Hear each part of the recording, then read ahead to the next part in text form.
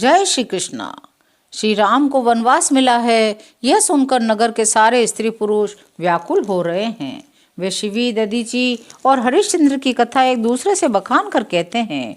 कोई एक इसमें भरत जी की सम्मति बताते हैं, कोई एक सुनकर उदासीन भाव से रह जाते हैं, कोई हाथों से कान मूंद कर जीभ को दांतों से तले दबाकर कहते हैं यह बात झूठ है, ऐसी बात कहने से तुम्हारे पुण्य नष्ट हो जाएंगे। भरत जी को तो श्री राम जी प्राणों के समान प्यारे हैं। चंद्रमा चाहे शीतल किरणों की जगह आग की चिनकारियां बरसाने लगे, अमृत चाहे विष के समान हो जाए, परंतु भरत जी स्वप्न में भी कभी श्री राम जी के विरुद्ध नहीं बोलेंगे। कोई एक विधाता को दोष देता है जिसने अमृत दिखाकर विष दे दिया। नगर भर में खलबली मच गई, सब किसी को सोच हो गया, हृदय में दूसरा जलन हो गई, आनंद उत्साह मिट गया।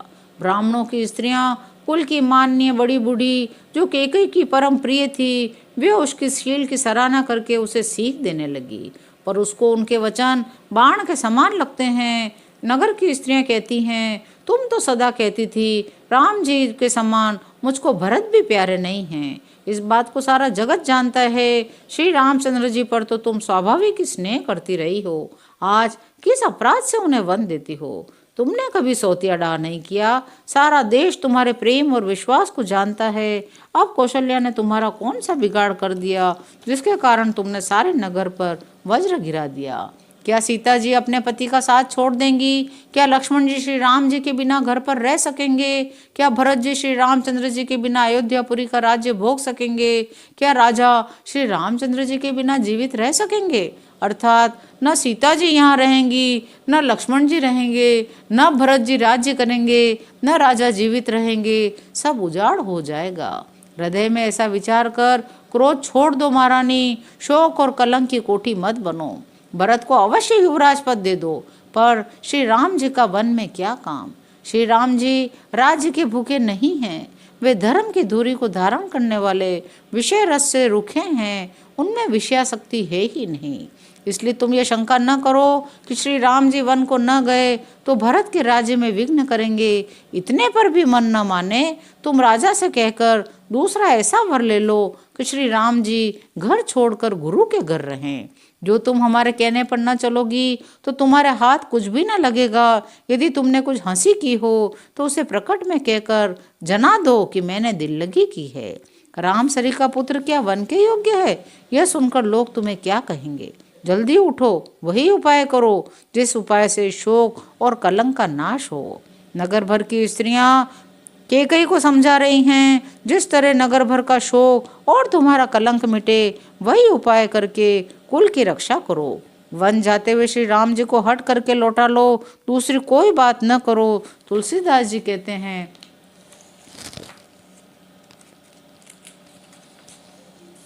जैसे सूर्य के बिना दिन, प्राण के बिना शरीर और चंद्रमा के बिना रात निर्जीव हो जाती है, शोभाहीन हो जाती है, वैसे ही श्री राम जी के बिना अयोध्या हो जाएगी। हे भामिनी, तू अपने हृदय में इस बात को समझकर देख तो सही। इस प्रकार सखियों ने ऐसी सीख दी जो सुनने में मीठी और परिणाम में हितकारी थी, पर कुटिला कुबड़ी की सिखाई पढ़ाई हुई कैकेयी ने इस पर जरा भी कान नहीं दिया। कैकेयी कोई उत्तर नहीं देती, वह क्रोध के मारे रूखी हो रही है, ऐसे देखती है मानो भूखी बाघिन हिरनियों को देख रही हो। तब सखियों ने रोग को असाध्य समझकर उसे छोड़ दिया। सब उसको मंद बुद्धि अभागिनी कहती हुई चल दी। राज्य करते हुए इस कैकेयी को देव ने नष्ट कर दिया। इसने जैसा कुछ किया वैसा कोई भी न करेगा। नगर के सब स्त्री पुरुष इस प्रकार विलाप कर रहे हैं, उस कुचाली कैकेयी को करोड़ों गालियां दे रहे हैं। लोग विषम ज्वर से जल रहे हैं, लंबी सांसें लेते हुए कहते हैं, श्री राम जी के बिना जीने की कौन आशा है? महान वियोग की आशंका से प्रजा ऐसी व्याकुल हो गई है, मानो पानी सूखने के समय जलचर जीवों का समुदाय व्याकुल हो। सभी पुरुष और स्त्रियां अत्यंत विषाद के वश हो रहे हैं। स्वामी श्री रामचंद्र जी माता कौशल्या के पास गए। उनका मुख प्रसन्न है, चित्त में चौगुना उत्साह है। वह सोच मिट गया है कि राजा कहीं रख न ले। श्री राम जी को तो राज तिलक की बात सुनकर विषाद हुआ था कि सब भाइयों को छोड़कर बड़े भाई का ही राज तिलक क्यों होता है। अब माता कैकेयी की आज्ञा और पिता की मौन सम्मति पाकर वह सोच मिट गया। श्री रामचंद्र जी का मन नए पकड़े हुए हाथी के समान और रास तिलक उस हाथी के बांधने की कांटेदार लोहे की बेड़ी के समान है। वन जाना है, यह सुनकर अपने को बंधन से छूटा जानकर उनके हृदय में आनंद बढ़ गया है। रघुकुल तिलक श्री राम जी ने दोनों हाथ जोड़कर आनंद के साथ माता के चरणों में सिर नवाया। माता ने आशीर्वाद दिया, अपने हृदय से लगा लिया, उन पर गहने कपड़े न्यौछावर किए। माता बार बार श्री रामचंद्र जी का मुख चूम रही हैं, नेत्रों में प्रेम का जल भराया है, सब अंग पुलकित हो गए हैं। श्री राम को अपनी गोद में बैठाकर हृदय से लगा लिया, सुंदर स्तन से प्रेम रस दूध बहने लगा। उनका प्रेम और महान आनंद कुछ कहा नहीं जाता, मानो कंगाल ने कुबेर का पद पा लिया हो। बड़े आदर के साथ माता मधुर वचन बोली, हे तात, माता बलिहारी जाती है, कहो वह आनंद मंगलकारी लग्न कब है जो मेरे पुण्य शील और सुख की सुंदर सीमा है और जन्म लेने के लाभ की पूर्णतम अवधि है। जिस लगन को सभी स्त्री पुरुष अत्यंत व्याकुलता से इस प्रकार चाहते हैं जिस प्रकार प्यास से चातक और चातकी शरद ऋतु के स्वाति नक्षत्र की वर्षा को चाहते हैं। हे तात, मैं बलैया लेती हूँ, तुम जल्दी नहा लो, जो मन भावे कुछ मिठाई खा लो। भैया तब पिता के पास जाना, बहुत देर हो गई है, माता बलिहारी जाती है।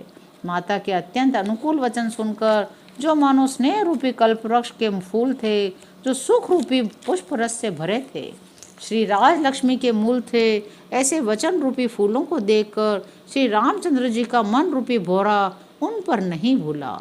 धर्म धुरीण श्री रामचंद्र जी ने धर्म की गति को जानकर माता से अत्यंत कोमल वाणी में कहा, हे माँ, पिताजी ने मुझे वन का राज्य दिया है, जहाँ सब प्रकार से मेरा बड़ा काम बनने वाला है। माता, मुझे प्रसन्न मन से आज्ञा दीजिए, जिससे मेरी वन यात्रा आनंद मंगल हो। मेरे स्नेहवश भूल कर भी डरना नहीं। हे माता, आपकी कृपा से आनंद ही होगा। 14 वर्ष वन में रहकर पिता के वचनों को प्रमाणित कर फिर लौट कर तेरे चरणों का दर्शन करूंगा। तू मन को दुखी न कर। रघुकुल में श्रेष्ठ श्री राम जी के ये बहुत ही नम्र और मीठे वचन माता के हृदय में बाण के समान लगे और कसकने लगे।